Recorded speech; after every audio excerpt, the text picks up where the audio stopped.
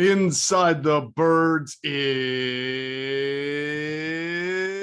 back. What's going on, everybody? Jeff Mosher, Adam Kaplan, and I said it last pod. I'll say it again because it's a few days later. This month, training camp does begin. We're now about 2.5 weeks away, so we're inching closer to Eagles training camp. But that doesn't mean we don't have Eagles content for you. We have a lot of good stuff we're going to talk about today. Going to get into some Eagles defense. We're going to get into some players on the rise. We're going to have some discussions that are all based, Adam, on an assortment of questions that we were asked through social media, through our website, through all the ways you can ask ITB a question. We're going to give the answers to these questions in this episode. And there were some really good ones. So we'll wind up touching on some really good topics. And we continue to get really thought-provoking questions from our listeners. They're doing a great job there. Yeah, hope everyone had a good weekend. Just over 2 weeks is when the Eagles report. What's it, the 26th? Yes, the 26th or 27th, right?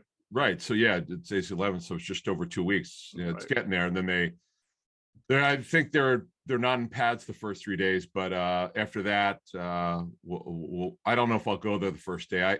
I had a history of going for many years for the first day of training camp for the Eagles and then go on my tour. But I liked when they ratcheted up a little bit. So we'll also have to see how long the practices are going to be because the Eagles love them short. As we learned last year, we laughed. Under an hour was one of the practices. Right. Yeah, no, I don't think that there's an allure to that 2 to 3 day. Well, first used to be just the rookies for 3 days. Then the veterans would arrive and you get, like kind of a 1 day, and then bam, they get right into the pads, and those were fun. But right now, I think the practice number 3 doesn't look too much different than practice number 23, the way they do it. So I don't know if there's a time that you want to quote unquote go to see the practice, because they're just very light. They're different.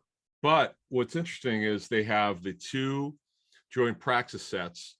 So the one is in Cleveland, right? Is that right? In the middle of August. Yes. And then the other one is near the end of August against the Dolphins. Is that in Miami? I think that one's in Miami. Yeah. So yeah, I'm going to go to the one in Cleveland. I'm going to drive to that one. Miami, I can't. I'm not going. Wait, they're both. I thought one was in Philly and one was away. I don't know. I could be wrong about that. I'll have to double check that. Yeah. Well, I'll know in about 20 seconds. Okay.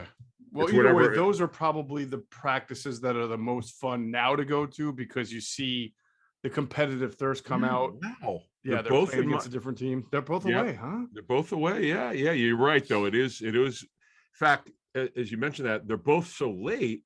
Because I remember talking to the Panthers. They learned last year that I was at the one when they hosted the Ravens in Spartanburg, South Carolina. Mm-hmm.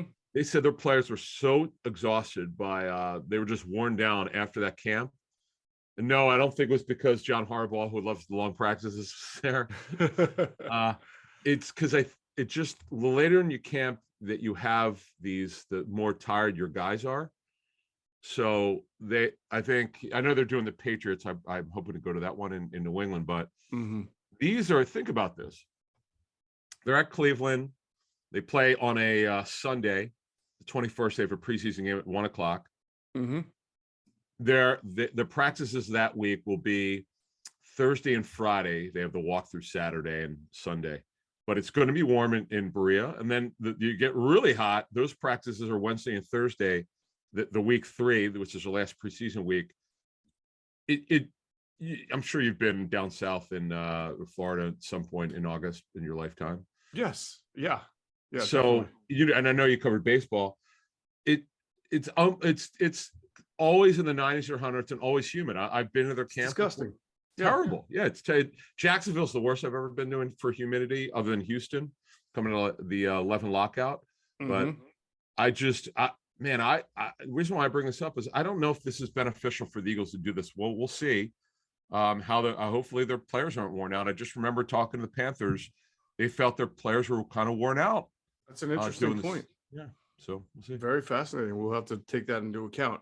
And now that I think about it, my mom lives down in Florida in West Palm, not too far from, the northern area of Miami, I think, where they practice. Maybe we'll make a little ITB trip down to. That'd be great. Joint practice. Now, you know what? Here's the problem though. will they let, because this is well, what's the old rule? Like, will they let us in to that? Oh yeah. The joint practices are open. Besides, most not to diss here, but I think a lot of other NFL teams have looser media restrictions than the Eagles as far as what they can watch. Right, and this is at the Dolphins' new practice facility. Right. But what was Plus, the old I rule? bet they want everybody to see the Mike McDaniel era and what's going on there. Hey, that'd be great. Yeah. That'd be great. But here's my question though: What was the old rule? Like they could shut the media down after the second preseason week or the third preseason week? It was after the second preseason game when there were 4. I believe it was after the second one. So, well, you know what? I'm up for it. I absolutely would love to go to that one. Mm-hmm. If we could swing it, and those practices would be on Wednesday and Thursday that week. So we'll see it. Yeah, I definitely do not want to go to that game. I hate going to preseason games. I don't believe, other than the stupid. I don't know if I told this story. There's people like us when we tell when we tell stories about going to covering the league and whatever. I met Rick Spielman at the 2000 or 2001 preseason overtime game, Cade McNown versus Achilles Smith. Oh, jeez. It was the worst. It was painful. You know, when you beg, please don't be tied. Please don't go to overtime. It's a preseason game. And I had to stay because I had to cover it. I don't know what the hell I was doing there, but I had to cover it. I just remember being like, I hate staying at somewhere where I don't enjoy it. Uh-huh. And I couldn't get out of it. For some reason, I had to cover it. And I just remember thinking, like, can't you call a tie? Why would you ever overtime in preseasons? Yeah, that's awful. That is terrible. Exactly. I mean, there's no reason to not. I know. There's no reason to play extra preseason at all. I mean, no. And the funny, right, exactly. And the funny thing is, I actually told TJ Hushman's out of this. He was, I think this is his first year, whatever his rookie season was. Mm-hmm. I don't know if I knew he was drafted in the 7th round, but first of all, we didn't know how to pronounce his last name. And he had the ponytail. But the funny thing was, he either didn't have a number on, he had to have a number in his jersey. You couldn't go out without a number, but it was one of these odd numbers. You're like, well, this guy with the ponytail, there's no way he's making the team. How do you say it? Hujmanzala. Right. We've done Fox Sports Radio together. And right. What was the Who's Your Daddy? Right. Who's Your Daddy? Was right. For NFL.com or something. But he was a great sport about it. He does remember that. He does remember that game. And it was old Soldier Field. That was the first, and was it the only? I've only been to Soldier Field like twice. Right. That was one of them. Good stuff. All right. So that's a roundabout way of saying, yeah, training camp around the corner. We'll be there in some form or facet, but we'll get all the information going on. Please continue to subscribe to our newsletter. Get people buzzing on it. The newsletter comes out every week, so I hope everybody's been enjoying it. Also, check us out on TikTok. We have a few new videos up there. No, we are not dancing, but we are giving you some videos that you might enjoy. Same thing with Instagram. And I know everybody's been waiting for it. Next podcast, we'll begin our 4-part series that we do annually with Greg Cosell previewing the NFC East. So we'll probably start with Washington, and then we'll do Dallas and New York. And of course, we'll finish it up with the Philadelphia Eagles, and we'll get Greg's viewpoint based on tape breakdown, because a lot of people don't realize this. Greg does a lot of tape study in the offseason as well. He looks at quarterbacks. He looks at a lot of third down stuff. I mean, he looks at a lot of situational football for every team. So he's going to have everything broken down from the NFC East. Yeah, a couple things I'll add. So he's got some great information on Daniel Jones. I know we have Giant fans have reached out to us. We've definitely Giant fans who listen and watch. And also he has some great Eagle stuff. See, the great thing, and you just mentioned it, he's looking at the same tape, but he doesn't have the time in season to go back and look at plays 10 times like he does in the off season. Right. So he will have a different view. He's going to surprise you, for folks, especially if you watched our pregame shows when he and Avant would be pretty critical about certain things they'd watch on offense and defense. But I'm not going to give away the answers to the test. I won't. I'm just telling you. I was floored when I talked to him last Wednesday or Thursday, Mhm. just to catch up with him. I was like, because he only goes. Listen, the great thing is he doesn't care about the outside noise. It's irrelevant to him. He doesn't care what anyone thinks outside his tape view. He goes, "This is what the tape tells me." Tape And I was says. like, when he gave me a couple nuggets, I was like, "Wow, I wasn't expecting this." He goes, "Neither was I." But he goes, "This is what, when you have more time, as you just mentioned, that's 100% correct, and that sets the whole thing up." I cannot wait to hear what he has to say about Dallas, Nice. because Dallas had all sorts of problems last season with injuries, and Yeah. I'm curious to what he has to say about their draft. Yeah, a lot of change for that team. I mean, obviously with Yes. no more Amari Cooper, Yep. Yep. then different guys in and out of there. So that'll be very And interesting. yeah, and he knows fantasy because he's been coming on our show for 15 years on Sirius XM. Sure. So he'll probably sit. He's really good about this. He every once in a while he'll mention fantasy stuff because he gets it, though he doesn't play it. Right. So pay attention, folks. I always laugh at that because Greg always strikes me as someone who would like fantasy football, but you know what? For him, it helps pay the bills It sometimes. does, and he's fascinated by John Hanson's projections. Uh-huh. Actually, he kind of digs it. He will debate with John. It's actually really interesting when they get into it about how John sees a player and how Greg sees a player. It's pretty interesting. Awesome stuff. Real quick, Adam, we didn't talk about it on the last podcast. In fact, I think the news broke the night before, or I don't know, maybe while we were recording, but the Baker Mayfield trade from Cleveland to Carolina. What a sort of fascinating trade there. What's your viewpoint on that trade? Well, I get why Carolina did it. Matt Rule, as personnel control, as I understand it, was not going to go into training camp without competition for Sam Darnold. Totally get it. His job's on the line. I think we all know that. Rules personnel control. They got to be better. Like, I know they have not been very good the first 2 years. They're what we call a turnaround program. I know he technically has control, but from what I understand, he's handed a lot of the responsibilities off and a lot of decision making to their personnel staff, which is smart. They've had a really good offseason. Like, this is the best offseason they've had in years. They had an awful offensive line last season. They've addressed it in a significant way. They're going to have at least 3 new starters. They feel good about their backups. They're good at receiver. McCaffrey's got to stay on the field. They have a very strong secondary, one of the deepest secondaries now in the National Football League. Now that Horn's back, they need another pass rusher, but they have a very good shot, I think. If Mayfield, the job's open, but he'll win it. But this is his 4th offense in 5 years. That's on your question. I'm a little bit concerned that he wasn't there for their offseason program. Remember, his shoulder's okay, if I understand the left shoulder. That was the labrum, but right. It's concerning that he hasn't been with his team before. You're expecting him to be great after 2.5, 3 weeks of training camp and maybe 1 or 2 preseason games. It's a little questionable. So the thing with me and Baker Mayfield is that all right, so if you compare him to Sam Darnold and their professional careers, Baker has had a better stretch of football than Sam Darnold has had. Because but it happened early. You see a lot of kind of rookies thrive, and that's when it happened for Baker Mayfield very early in his career. Years ago. And I really question how he had that great offensive line in Cleveland. I know he didn't have great perimeter weapons. He did have Jarvis Landry, did have 2 really good running backs, and he had an offensive a coach there with Kevin Stefanski who could run the ball and had creativity in the passing game. And he just never, and I know he was bugged by the injuries, but I just felt like he did not take to that offense there for whatever reason. And so now he's with Carolina.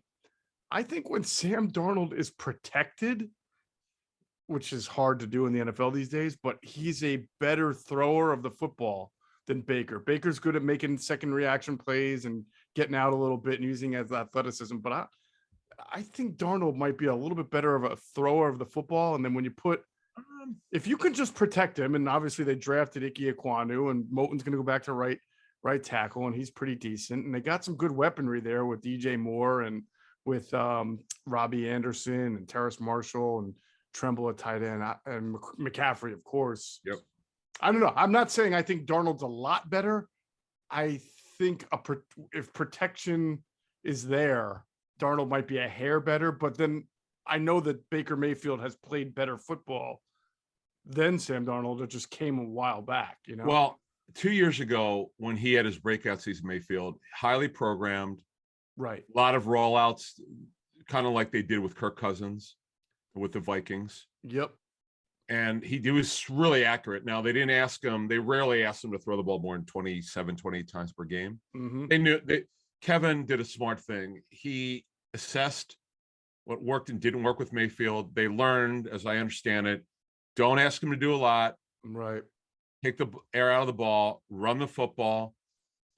Unless, in fact, the game where they were blowing out the Titans maybe by like 4 touchdowns, they wound up blowing lead. Somehow I can't remember, maybe it was only 32 attempts or 27, 28, where they clearly should have thrown the ball much more. They still ran it because Right.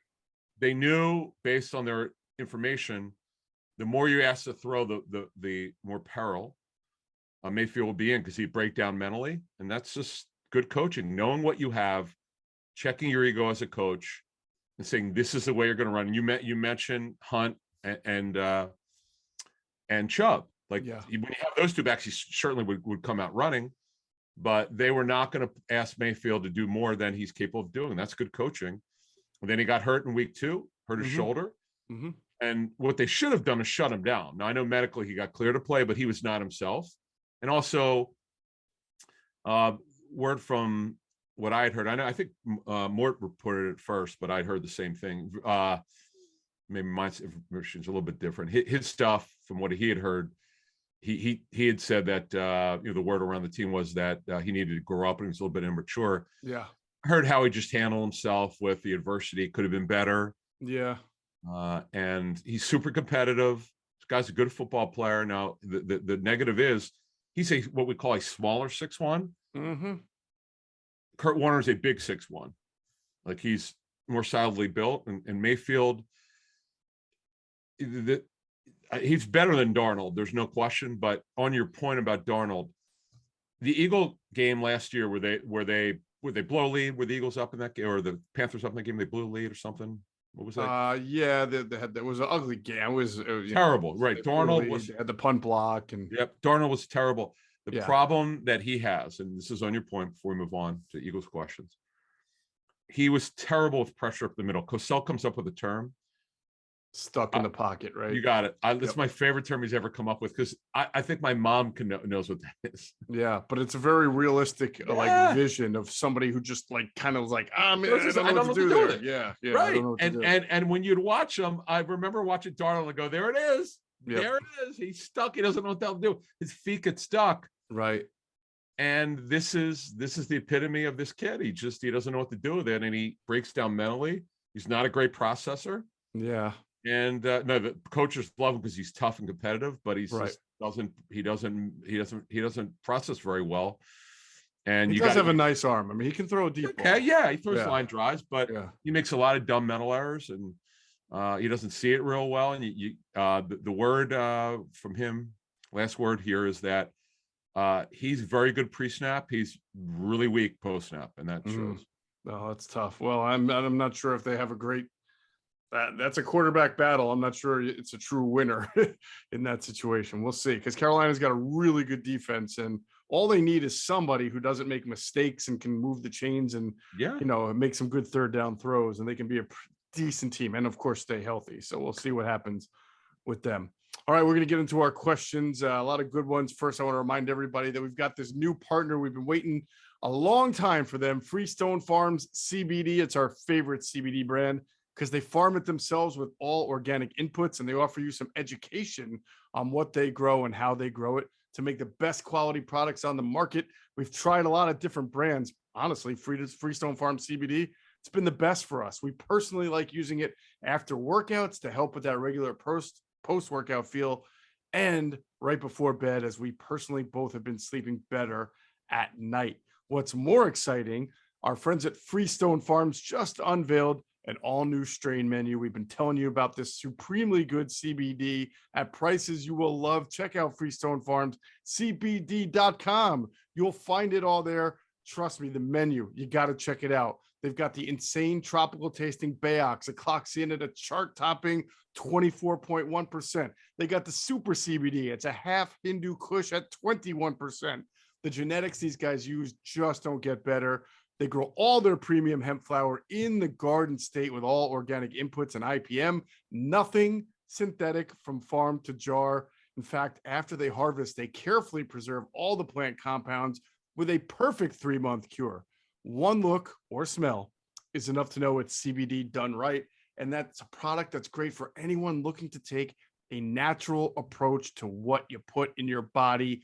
On top of that, if you use the code ITB, you get 20% off at checkout. I mean, come on, folks, 20% off CBD. Pretty good. Just use promo code ITB at checkout on freestonefarmscbd.com. All right. So, Adam, let us talk about let's get to the answers to some of these questions. Why don't you go ahead and read the first one? All right. These are from our Facebook community group. Make sure you join the over 2,000 people who have signed up there just to exchange ideas.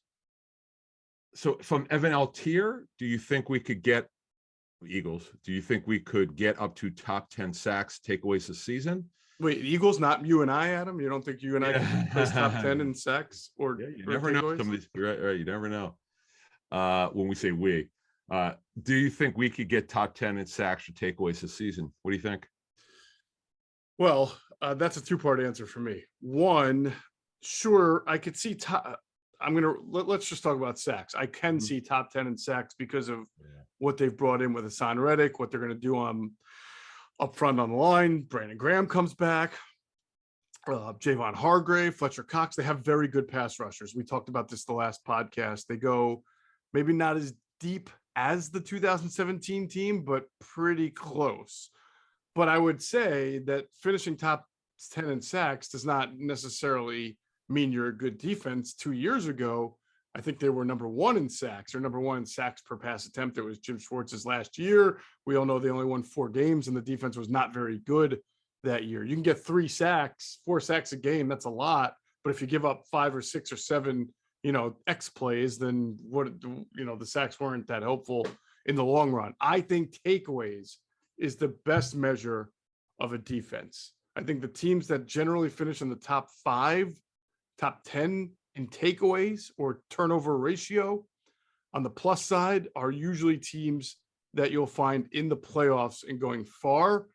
And I would like to see if this team could get back to that. I think they have better personnel to be able to be a top 10 takeaway team. I don't know about top 5, but a lot of that's going to fall on Jonathan Gannon's play calling and taking advantage of the opportunities. When you have an explosive guy off the edge like Reddick, who can hit quarterbacks even before they see it coming, you have some good forced fumble opportunities. You have a guy in Darius Slay and James Bradbury who have interception track records. So the possibility is there. But that's going to be, to me, it's not a lock. I mean, I've got to be able to see that. I would say top 10 sacks, absolutely. With Graham coming back again, yes, we have to see how he looks. Josh Sweat, Barnett is back. Cox is back. Hargrave is back. Changes in fronts, which they're going to have. Jordan Davis, I don't know about sacks, but he'll be able to get pressures. Milton Williams certainly will be able to get pressures.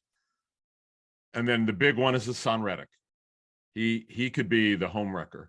Yes. I'll go on a limb here. If they're not top 10 in sacks, something's wrong. If they can't be top 10 in sacks, I mean, it would be embarrassing to me with everything that they've done this offseason. Really? I mean, how could? But you know what? Last year, I know that the roster wasn't great on defense, but the scheme was so vanilla and so easy to decipher from the teams we spoke with. They better have more disguise. We're hearing they're going to have more disguise, but till we see it, we just still don't know. That is true. Absolutely. Until we see it. Do you agree that takeaways is the more important statistic for a good defense than sacks? Oh yeah. Well, I would. Yeah, I do. I would say takeaways. Okay. Be way more important, but man, what is the last time in Eagles, without looking it up, an Eagles team got a lot of takeaways? I think 2017. They were I think top 5 in turnover ratio. Meaning they didn't give the ball up a lot, and they had more takeaways. Yeah, maybe even 2018, although they kind of struggled in the middle of that season and then rallied late. I'd have to go back and look, but I know 2017 they were a very good takeaway team. Yeah. In fact, you go back to when Jordan Hicks was in Philly. I mean, he was amazing that one year with the sacks and the picks. So, the way that Gannon's friends that we know around the league talk about Gannon, he's big on scheme and disguise. Right. I know we didn't see much of it. I'd be stunned if we don't see it this year, because this is what we were expecting when he came in. We haven't seen it. So they've got it. You mentioned the front and all the guys that they have. And now, of course, you have James Bradbury's a legit number 2 corner. Max is a good slot. A Tart, I believe, will be used a little bit more than we expect in the end. Last year, the Eagles had 16 takeaways, which was the 1, 2, 3, 4. Only 4 teams had fewer than them. I knew it was bad. Bad. That's bad. Yeah, that was not good. And in 2017, for example, they had, as I pull it up here, they had 31 takeaways. It's funny. I was going to guess 32 for some reason. Yeah, that was the 4th most in the league that year. And then their ratio was like plus 11, I think, as far as just turnover, the net difference. So they were good. Yeah, they were plus 11. Man, Baltimore was plus 17 that year. That's pretty good. Wonder what they were when they won that first Super Bowl in 2000 with that team. Oh my God! I'm sure that was incredible. I don't know if I can go all the way back. Well, they couldn't. You would have been talking hiding the quarterback. That was the ultimate with Trent Dilfer. My goodness gracious! That he's always a trivia question. Which bad quarterbacks could win a Super Bowl?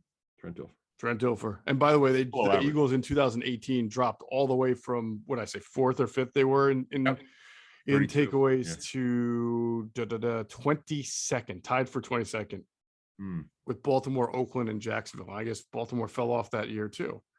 So, and in 2019, they continued the same kind of stretch there and only had 20 takeaways, which was 19th. So they just have not been a very good takeaway defense since the Super Bowl year. We know that, and they got to get back to that.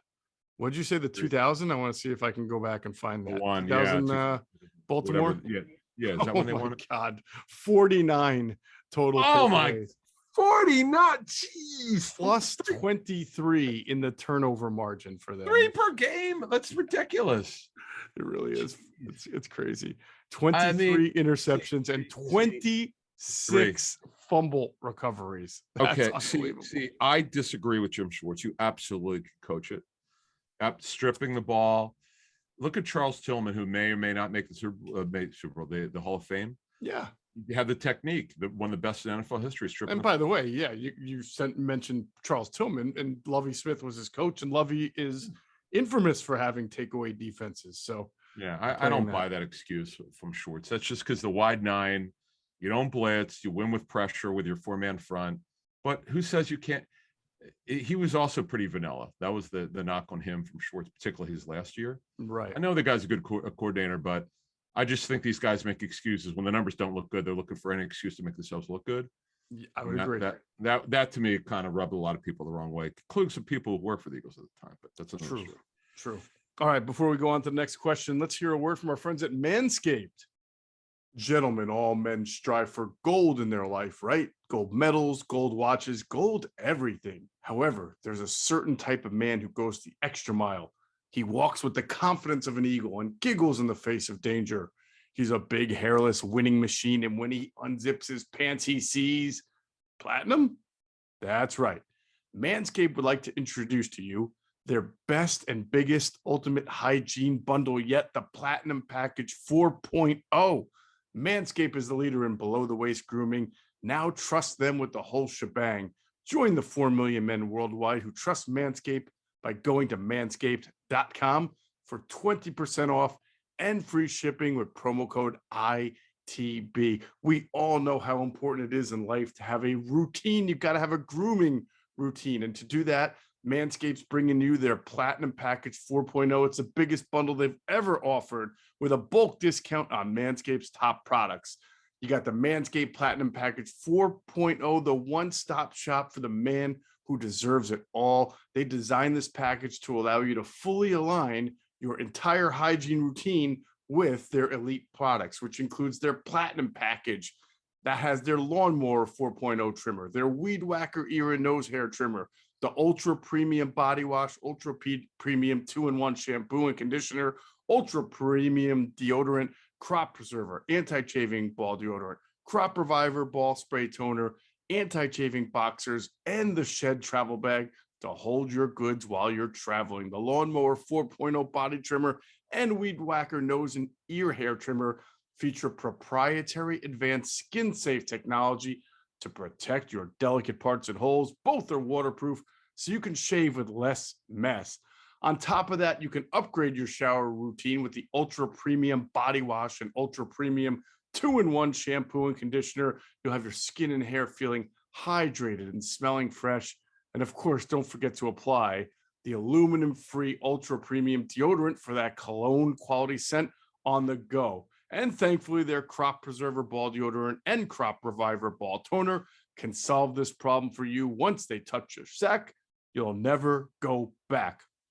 Check this out. Manscaped even threw in 2 free gifts to their Platinum Package 4.0. It's the Manscaped Boxers and the Shed Travel Bag. Bring your comfort in boxers to another level. The Platinum Package 4.0 covers all bases from head to toe. It's the best bang for your shebang. So get 20% off and free shipping with code ITB at manscaped.com. That's 20% off with free shipping at manscaped.com. Use that code ITB. It's time you enjoyed the finer things in life. Get yourself a Platinum Package for your Platinum Package. All right, continuing on with the questions. Ask ITB. Adam, what's our next question? All right. So, Evan, that was a good one. This is a tough one from Eddie Garcia from our Facebook message group. Which year 2 player not named Smith or Gainwell will make the biggest leap and challenge for the most playing time? Of course, I would have said Gainwell, Eddie, but that's a toughie, man. Wow. You can't say Landon Dixon because he's already starting. So you're kind of like, who's pushing? He could make a big leap, though. I think that's fair. Right, but he's starting, though. He is starting. He said biggest leap and challenge for the most playing time. Right. So it sort of leaves either Milton Williams, the 3rd round pick, or I'm trying to think. Gainwell was a 5th. Who McPherson? else? McPherson. It's a good one. Any other late round guys? Any safeties or tight ends? No. I mean, okay. Was he 2nd year guy? No, Jared Maiden was not a 2nd year player. I have a good one. I have go. Well, we talked about him last podcast. I really, here's the thing. I don't know if how much playing time he can challenge for, but I'm still kind of thinking that Marlon Tuipulotu is going to impress himself on his coaching staff. I think, again, his versatility, the fact that he can play a 3 technique, he can play a nose, he can probably play a 5, he can do some different things. We didn't see the real Marlon Tuipulotu last year because of his hamstring injury that he had early on.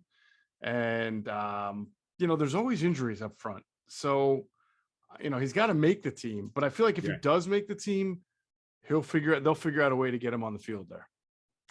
Yeah, I'm with you. I believe he'll be I think they'll only keep 5. Mm-hmm.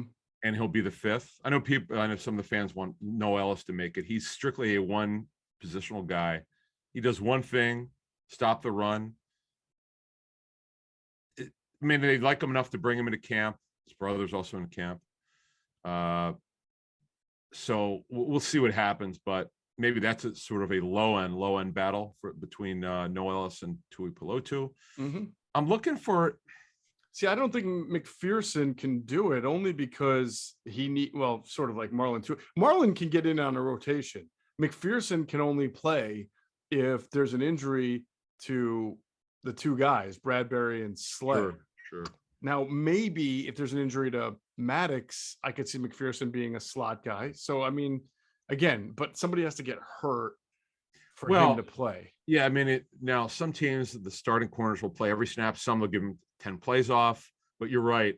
Whatever he plays, unless someone gets hurt, he's going to play sparingly or play on special teams. So this is a tough one. You've got Patrick Johnson, but forget that now because Reddick's going to be their strong side linebacker. Yeah, Teron Jackson. Right. There's what about the kid that they drafted from LSU who didn't make the team, brought on the practice squad, Jacoby Stevens. He's a long shot to make it because here's why. Kobe Dean, Tyron Johnson. What's that? They should move him back to safety. You know what? It's funny you say that. I thought about that a couple weeks ago. I forgot to write that down. It was before they signed Tart. I was thinking, what would happen if they didn't get Tart? Would they move Stevens back to safety? But no talk of it. He's still wearing a safety number 30. That would be smart because, quite frankly, after I know that Wallace would technically be their fourth safety, and Sasha Ray, as we talked about the last show, did play some safety. In addition to being a special teamer, they have Jared Maiden. To me, they're kind of locked up at linebacker with Edwards, Reddick, Kaiser White, Davion Taylor, Kobe Dean, Johnson, Kyron Johnson, that is, Patrick Johnson. Sean Bradley's their special teamer who will make it for that. Stevens will never play on defense. Yeah. Don't move him back to safety. Yeah, he'll never play. So I think when you're looking at, I think the obvious and easy answer is Milton Williams there. He should challenge for some playing time. Yep. And we'll get to him a little bit later. I know there's another question about him. But, my dark horse guy on that would be Marlon Tuipulotu to get into some kind of rotation. Yeah, though he's not a second-year player. What? Who? No, I'm going to bring up another guy. Oh. Yeah, there's not a second-year player. Well, it doesn't. He's coming up from an ACL. Tyree Jackson was just so good before he got hurt last year. Yeah, he was absolutely going to make the team based on what we'd heard before the injury. Like they were not even the way, if I recall this correctly, it's almost a year now, but they were probably not going to play him a lot in the preseason. Right. When the hell did he get hurt? Was it a practice or a game? I don't remember. Well, let's put it this way. If he got hurt in a game, they certainly were not going to waive him to get him to the practice squad. Right. But he was so good. They're like, we're not doing that. We're going to keep him. Then he got hurt. So anyway. Well, he got hurt. Remember, he got hurt twice, right? He fractured his back. He broke his back in a preseason practice. That I remember. I was there. It happened right in front of me. And then he tore his ACL. It was a game. Wasn't it a preseason? I think it was in a game, but they didn't find out until afterward, maybe something like that. Yeah. Where in fact Washington. They were. Okay. What's that? Was it Washington the second time, maybe, or first time? They played Washington twice. I'm not sure, but I know this.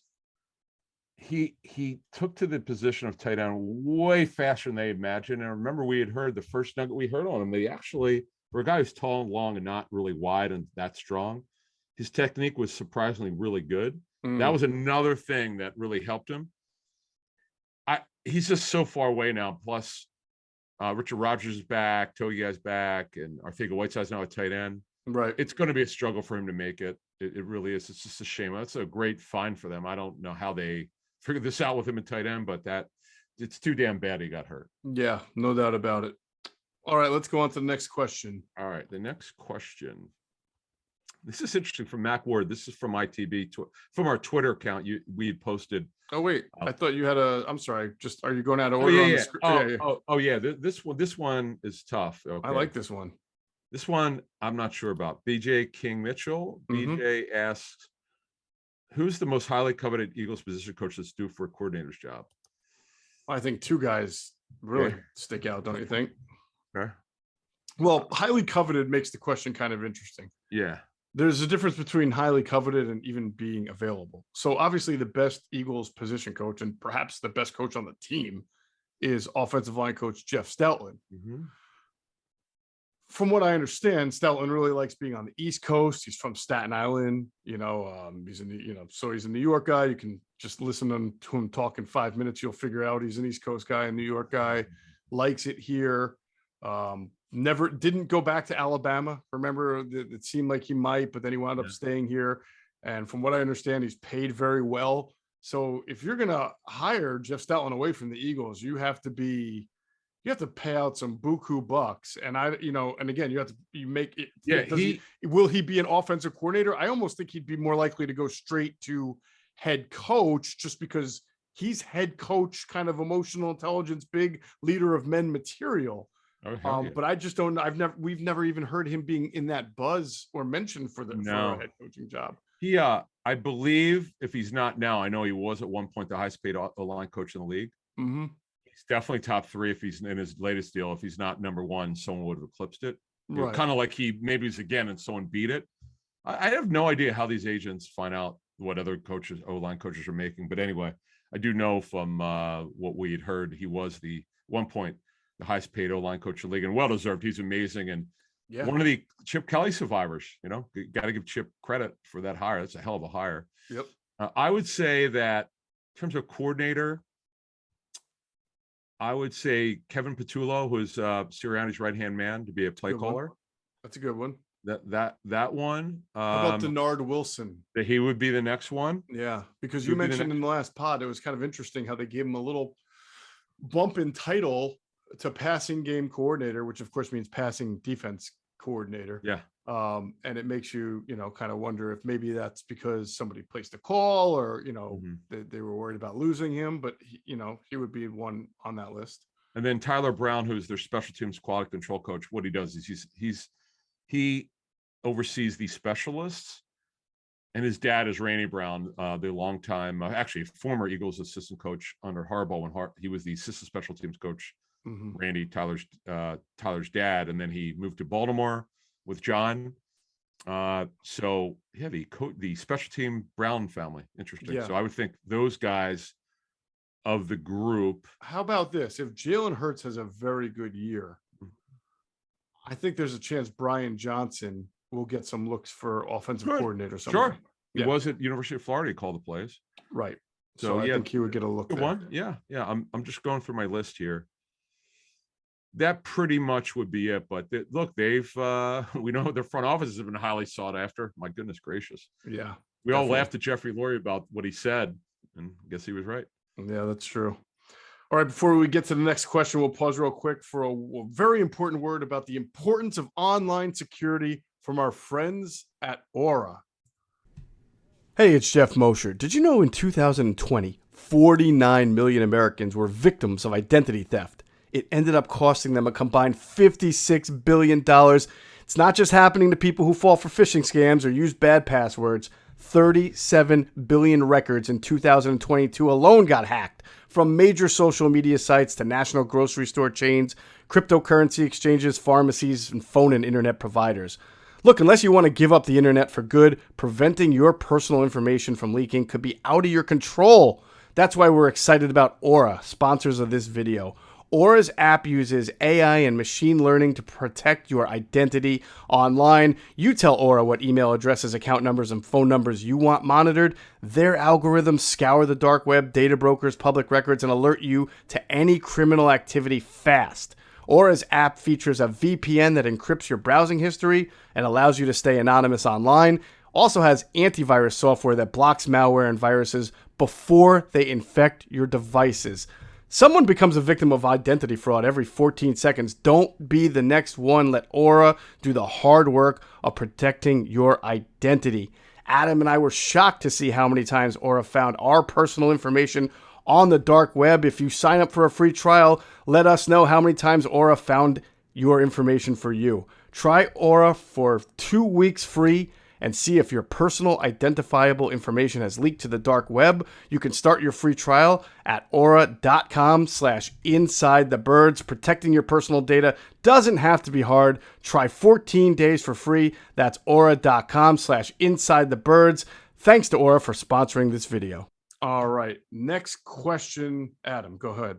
All right. So from our ITV Twitter, from Mac Ward, is it too far-fetched to think Milton Williams could start at DN with Josh Sweat in a base 5-2 or 4-3 look, and Graham and Barnett as rotational guys? Well,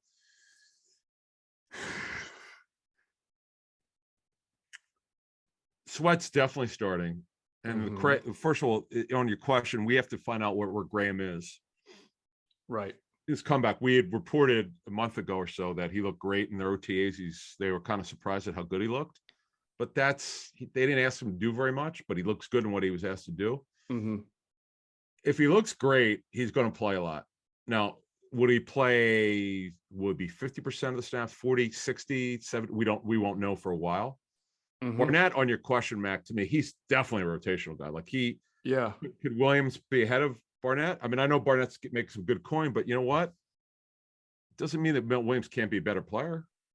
Right. I don't know that it's really Graham. It's certainly not Barnett, but it might not also be Graham who's standing in Milton Williams's way. I mean, if they're going to play certain big looks like 5-2 or 3-4, and they've got Jordan Davis in the middle there, their ends are more likely to be Hargrave and Cox. You know, I mean, they're interior linemen. They just look like they're called defensive ends because really they're flanked by outside linebackers or stand-up guys, which would be Reddick and Sweat. If they're in a 5-2 formation, you would think Reddick, Sweat edges, Jordan Davis middle, and then the two flanking linemen would be Cox and Hargrave. Now, we've talked about this. Is there a chance they want to preserve Fletcher Cox a little more and take him off the field on a bunch of first and second downs that are obvious rundowns and get Milton Williams in there? You mentioned this many times. Milton Williams is really not known as a great run defender. He's got that short area quickness, burst. He has the short arms that make it a little difficult sometimes to shed blocks, but he's a bigger body. And we saw last year he performed well in certain situations, and he did play defensive end at times in a 4-3 alignment against the run. So they think he can at least be okay as an edge guy or an interior guy against the run. So I'm sure they're going to give him they're going to put Milton Williams all over the field and just see what works best, because they have the luxury to be able to do that with their linemen. Yeah, they do, and they've got a lot of depth. This is the best depth they've had probably since 2018. I mean, they've got all sorts of things they could do. I'm really interested. Let me ask you this question on off of Mac's question. Mm-hmm. What are you most excited about? I was going to save this for another show, but hell, I'll just discuss it now because throw it out there. Now, what are you most excited about heading to training camp in just over 2 weeks to watch when you go?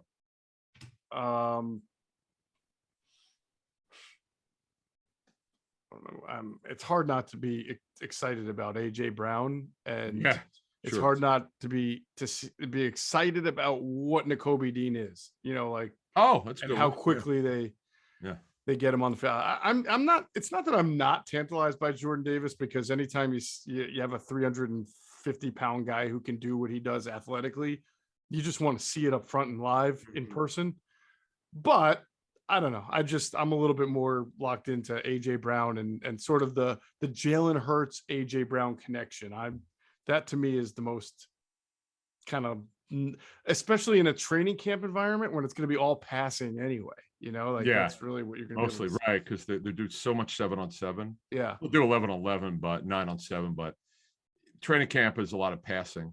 Yeah, I would think that for me, I cannot wait. We were kind of tricked into some of the stuff we saw in training camp because they didn't do some of the stuff we saw. Mm-hmm. Now it was a personal problem. They weren't good enough on defense. Clearly, the front office thought so, because look what they just did this offseason. My God. Yeah. Seriously, they're very aggressive. Good for them. I mean, they see, the thing is, it's like one thing I've learned, particularly with this team, this organization, particularly the front office. If we all see there's a weakness, they're seeing the same thing. Mm-hmm. They don't always solve it. You can't solve every issue in one off season, but you're going to identify it. And they pretty much addressed. I mean, Tart's part of it. We know that they're not great at safety, but they addressed almost every issue that they had, and they had a lot of them last season. Mm-hmm. So I cannot wait to see what Gannon does. That's probably, other than Hurts's development, based on we had heard about the timing. We'll see if that's holds up. I'm very curious about what Gannon's going to do with this defense, because we had the question early here from Evan from our Facebook group about could they be a top 10 in sacks or turnovers. Mm-hmm. Look, if Gannon coaches this thing right, how they could be in both. Yeah, they could. They could. They've got talent here. They could. Yeah. All right. Before we get to our next question, we'll pause real quick for a word from our great sponsors, including our friends at Sky Motor Cars. And if you pop in there to Sky Motor Cars out there in Westchester, PA, make sure you tell them Adam and Jeff sent you. You will get a great deal. Next question. All right, from our website where you put the form in, the hashtag in the subject line, Ask ITB. Yep. Hi, Adam and Jeff, from Evan Mackin, from Ireland, by the way. Big love and respect to both of you in Q&A. We appreciate Nice. that. Shout out to Ireland. I love it. Yes, we've gotten some emails from people in Ireland. I love it. I wonder if Evan's from here. Always wonder that the people are overseas. Are they from here originally, or did they move over there? Whatever. I don't know. Something tells me he's like a native of Ireland and is still in Ireland. We have a lot of people who are just, like a lot of people here in America latch on to English soccer, like Premier League soccer, just to have a team to root for. Sure. All right. This question is mainly conjecture based on everything that happened in the offseason. The misses on Ridley is what happened, and Marcus Williams. Yep. And obviously AJ Brown replaced Ridley, and they sign Bradbury. But his question is, and someone else asked Evan similar question, but worded it differently. Mm-hmm. What would have happened, right? Let's say they trade for Ridley. Mm-hmm. Interesting. And they sign Marcus Williams. What would this offseason look like? That's the way Evan and I would interpret your question. That's exactly the way I looked at it. So instead of AJ Brown and Ridley. What was the other? And Reddick? What would actually, he didn't mention him, but here's the thing. Ridley, they weren't getting AJ Brown if they got Ridley, okay? Right. So Ridley's a different type of, he's not as physical. He's smooth though. Ridley is a more explosive athlete in terms of athleticism. They're just different styles. But okay, AJ Brown would not be here. Right. Marcus Williams is here. Now here's the interesting part. If Marcus Williams was here, yes, Tart wouldn't be here because either Harris or Epps would be the third safety. Yeah, they wouldn't be signing Tart. Right. But would Reddick be here? Would they have had enough money to afford Calvin Ridley, Marcus Williams, and Hassan Reddick? Right. I thought we discussed that. Maybe I'm wrong. In March, that we thought that they would not be able to afford that $15 million a year because Marcus Williams is going to make $14 million a year. Yeah. In our reporting this, we were told flat out they made basically the same exact offer that Baltimore gave to Williams, and for whatever reason he chose Baltimore. I don't know that there's even the average per year. I think is the same. I don't know if the structure is different, but he and his agent Chaffee Fields chose the Ravens. That's his prerogative. But they wanted Ridley. I mean, Jake Glazer reported you could take that. Yeah, but I think that they probably could have afforded all three because theoretically Ridley would have come now at a much lower price tag than AJ Brown, right? Because Ridley is still on a contract that was done a year or two ago, or the fifth year. Oh yeah, he's on an $11 million a year contract. Yeah, but see, here's the thing though. They probably would have given him an extension. Yeah, you know how that works. But again, at the time that they were talking about trading for him, we're talking about before the Devontae Adams deal in with the Raiders. We're talking about before the Tyreek Hill deal. So the market was not $20 to $25 million yet at the time. Would have been here's what I could tell you. The market would have been the 20s. No one was doing an extension for less than like 22 million, 21 million. Sure. But it is amazing though, Evan, on your question before we move on to the next one, and how things could change when things don't work out. And by the way, so I'll tell you what it was going to be. After Ridley, it was going to be Allen Robinson. They were in pretty good, we had heard, on Allen Robinson, but the Rams blew him out of the water. Right. I would not say that the Robinson deal was close. I'm just telling you, they talk real money, whereas they were never in it for Kirk, because like every team that heard what his agent thought he was getting, they were never in, because once Eagles have been in, and every NFL team has done this, dozens of players in free agency over the years where they target a guy, then they find out what the guy wants, and they end a discussion. They never have a second discussion. Right. That's Christian Kirk is the epitome of when they say all it takes is one. That's really it. It's just exactly. It's just ridiculous contract. It's not understanding what a guy is and isn't. Right. Not a true number one NFL wide receiver. He's just not. There's nothing about him the analytics are good, but his body type is not. He's not a physical guy. He's in and out of his breaks, good quicks. He could be a good number 2. He's never really been a number 2. He's been in and out of the starting lineup for some years. He's had some injuries, but the Jaguars had so much money to spend. And by the way, over that 4-year period in the CBA, you got to spend up to a certain amount of money, real cash. So that's why they could afford to overpay. Yeah. Now here's another question on Evan's question. Other than Bradbury, were they in on any other corners? I can't remember. Cornerbacks. First of all, there weren't that many that traded jerseys, correct? There weren't a whole lot of free agent corners that open my. It wasn't like last year where there was a bunch. I'm trying to think. Yeah, I don't really remember. The top guys, no, they were not in on J.C. Jackson. Nope. They were not on Stephon Gilmore. Yeah. Although, I think that there were some. I know there were some reports that they were, but from everything we heard, that was not. There's phone calls and then there's real offers. They will talk. They're like every NFL team. They're going to talk. They're going to check on prices. It doesn't mean they're interested. That's correct. Correct. I don't think that there were anybody else that I could think of that was. You're right. Yeah. Because if you look at the list here of UFAs.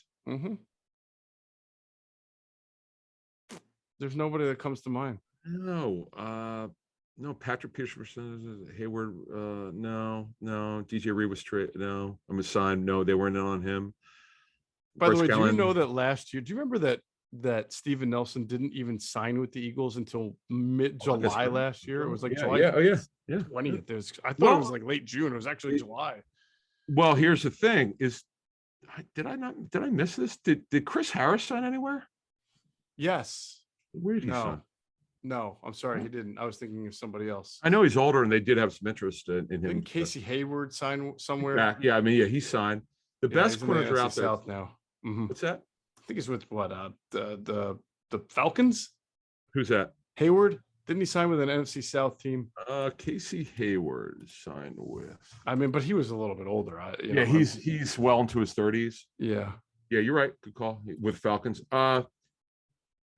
There's some decent corners out there for depth purposes. Absolutely. So, no, you're right. They've played it well. There are plenty of guys out there. Well, that's the one position because we'll see if I'm right about this. Well, we'll make our prediction at the end of August. But this roster's pretty good on paper, at least. If you think you're really good, why not add one more corner? Zach McPherson was not real impressive. I know he didn't play a lot. They did. They added Jimmy Moreland. He's been 3 teams in 2 years. What's out there? No, but again, here are the guys I just mentioned: Chris Harris, should play inside or outside. Janoris Jenkins, Mackenzie Alexander, Joe Hayden, Xavier Rhodes, AJ Boye was. These guys are all better than this guy. I suppose. And the later you go, do they want to sign with the Eagles and be third on the depth chart? I know it's getting late here, but sure, that's the point. Like if they can't find a starting job, to me, this would solidify their offseason. Yeah, that's true. All right, let's finish this thing off. Yep. And then, so the last couple cues. Let's see here. There's just one more, correct? Oh yeah. This is an interesting question from M.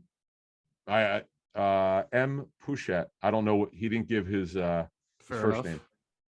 I keep hearing about the Birds' defensive line, DTs and DEs. I wonder if a better way to divide them is to nose tackles, 3 techniques, Hargrave, 5 techniques, Williams, BG, and Sweat, stand-up edges.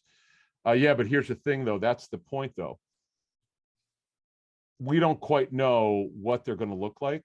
Right. And you say, well, okay, 5 techniques are Williams and BG. By the way,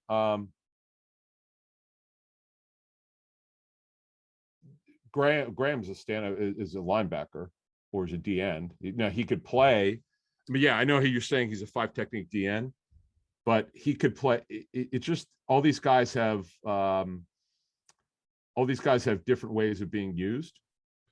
That's true. And I understand what he's talking about, but Brandon Graham to me is more of a stand-up edge on your question. Right. It seems like Sweat and maybe Barnett and Graham might be not your traditional 5 tech, but they might sort of be like a stand-up outside linebacker on the Yeah. opposite end of Reddit. Exactly. Because So, BG was a stand-up outside linebacker for Billy Davis. yeah, and that might be a 7 or a 9 technique, when it's all said and done. We have to just see how they're aligned. Yeah. And it's not, see, with Davis, I don't know for sure if he's going to be a nose. They may play him Agreed. at 3. Agreed. You know? I think there's a chance they could Just play him at nose and 3. Like they yeah, could because move he's around a little so bit. athletic. I mean, I know he can be. He's an unbelievably unique nose. I get that. You don't, Right. you're not built like him and move like him. Right. But I get your point. I get your point. But I'm just telling you, it's funny. He said stand-up edges maybe Dean. Well, it's funny. He is. There's been a couple of people who've reached out to us and tried to kind of sell us on Nakobe Dean is going to be an outside linebacker rusher. He's not. He's going to be an inside rush. Yeah. He is inside rush. Yeah. Now he may stand up. Right. He might blitz from that position, but he's Right. not going to. I don't think he's going to be an overhang player. Geez, there's a term for the stand-up inside linebacker. Blitzer. Well, you mean a blitzer, like a dog? Right. No, the green dog I get. No, but the single player. There's a name a defense coordinator gave me. And I'm drawing a blank. There's a defense coordinator you and I know. Okay. We're trying to get on our show. We'll see. Okay. There's a term for it, and Dean is that guy. He did it at Georgia. He's an outstanding blitzer. Yeah. Outstanding blitzer. I mean, you could line him up as a look. Every linebacker could be lined up any way you want him to line up, but we know the way that he's going to be used as an inside linebacker blitzer at times. Yeah. Could they line him up on the outside in the 34? Sure. If you want him to, and line him up as a 43 strong side linebacker, sure. He's got positional versatility. Mm-hmm. I think what's going to happen with him is he's going to be so good year one that I'm not saying he's going to be in the running for defensive rookie of the year, but he's going to be a guy you go, wow, they finally got it right at linebacker. And it's luck because they just dropped him where they had to take him. You know, just got to stay healthy, be good. True. Yep. True. Absolutely. All right. That was great. Good questions. Good discussion. When we come back, a little Greg Cosell and NFC East previews. Look forward to doing that every year. And you know what? It's about time we bring Greg Cosell back onto the platform. I know he's fired up and ready to go. Yeah, he is, dude. He is dying. He loves the feedback. He loves that you guys love him. So he doesn't care about the haters. He goes, that's fine. He goes, not everyone's gonna like me. We love our haters. We love them. We love our haters. It's funny, yeah. But they know what it is, and he goes through this with all 32 teams. When he has critical analysis of these guys, the fans' favorite players, they take it personally, and he gets that. Mm-hmm. But he's not, as he loves to say, and this kills me when he says, "I'm not a hot take guy. I don't do hot takes." Because people say, "Oh, that's an interesting take you have." He goes, "It's not a take. That's what the tape told me."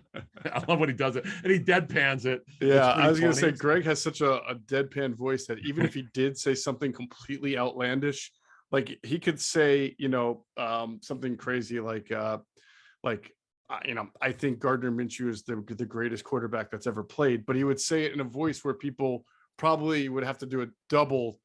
Like they wouldn't even realize it until maybe wait, hold on. I've got to rewind that 5 minutes ago. Did he really say Gardner Minshew is the greatest quarterback who's ever played the game? I will tell you that off camera, you'll kind of know when he can't stand a player that he'll use on air, he'll use certain terms where he tries to be kinder. Right. Definitely. He doesn't want to bury a player, but folks who have watched him a lot on our shows in particular, you kind of know when he doesn't think a player's very good. Yeah. But I'm telling you, I'm sure he's going to, he will, because he told me he's going to. Mm-hmm. The stuff that he had for me, we talked about the Eagles last week for 2 minutes. I was kind of like, wait a minute, you didn't say that last fall. He goes, yeah, well, you got to understand, I had more time to go back. Mm-hmm. And there's things I didn't see. And I love that because he's always trying to learn. He talks to a lot of coaches in the offseason. Mm-hmm. And I love when he says, I learned this, I learned that. This I didn't know about. And he goes, this is why I do it. I'm like, great. Can't wait. All right. That will do it for this edition of Inside the Birds, the leading podcast in Eagles Intel. Big thanks as always to our producer, Tyler Strasser, doing a great job. And of course, a big thanks to you, the listener, for flying with us. Inside the Bird.